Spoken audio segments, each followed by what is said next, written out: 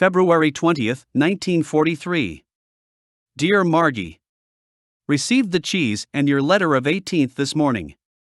I have the cheese on the desk in front of me and am waiting for the canteen to open so I can get some coffee and crackers. This is certainly a wonderful day, sun shining and snow melting, too mild to ski. That's the only thing I have against it. I wanted to go skiing this afternoon. However, tomorrow may be a little colder. Got a letter from Mother and one from Ted today, so I have some writing to do. They tell me Dad is thinking about going back south as everything is closed up around there. It's too bad that things should be such after a man has worked hard all his life and then must start over again. That's just one more reason why we will have to change things or know the reason why it can't be changed. I will try and remember to enclose the letter to you the next time I write at the hut. Oh yes, we moved again last night to Hut B19, so you can add that to the address, otherwise it's the same. Gosh, it's hot in this place, the sun streaming in the windows and the fireplace roaring. But it's still the nicest reading and writing hut in camp. But generally, too crowded to be peaceable. Guess everyone is in town as it's the first weekend since payday. It certainly will be wild about 12 o'clock tonight. The Massey Harris is putting on a stage show for us in the auditorium tonight, so think I will go. It should be good. Well, darling, guess this is all the news for today. So, with all my love, sweetheart, and until tomorrow. As ever. Roger XXXX. February 21st, 1943. Dear Margie. Sunday evening, darling, the end of another spring-like day, warm and sunny but with enough breeze to keep the snow from becoming as soft as it was yesterday. I was out on the skis for a couple of hours this morning, skipped church parade. It was perfect, the snow so hard that the skis made enough indentation to keep from sliding around on turns. The old planks really traveled. There was a second lieutenant out as well, only the two of us. He was a real skier and gave me a bunch of good tips on form and turning.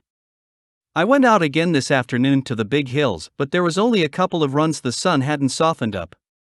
However, there was only 8 of us out, so we were able to keep the run in good shape. I really enjoyed the cheese, dear, or I should say, we. Another lad and I had supper in the village and took the cheese with us. We ate about 3/4 of the Himburg in one sitting. We returned to camp and went to the wet canteen and had beer, crackers and cheese. I invited 2 other chaps to join us, so it's all gone, but it was really enjoyed. One lad said you must have a real wife. I get razor blades and chocolates, so you see. I should be doing some washing tonight but feel too lazy. I'm reading the book Hurricane, Remember the Picture from the same book. The author really knows the South Sea Islands and gives some wonderful descriptions. It gives me itchy feet.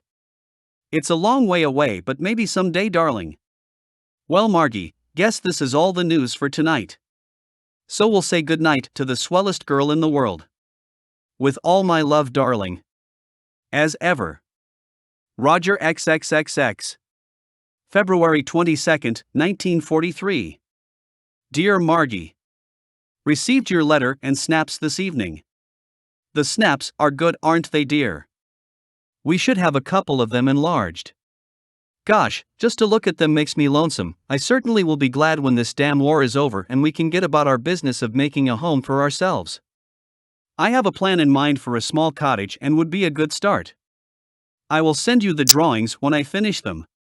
To date, I am just working on dimensions, as that is very important on a square plan. The fact is, I have a sample of plans in mind, but we'll start with the least expensive first, because that will have to be our choice until we get going.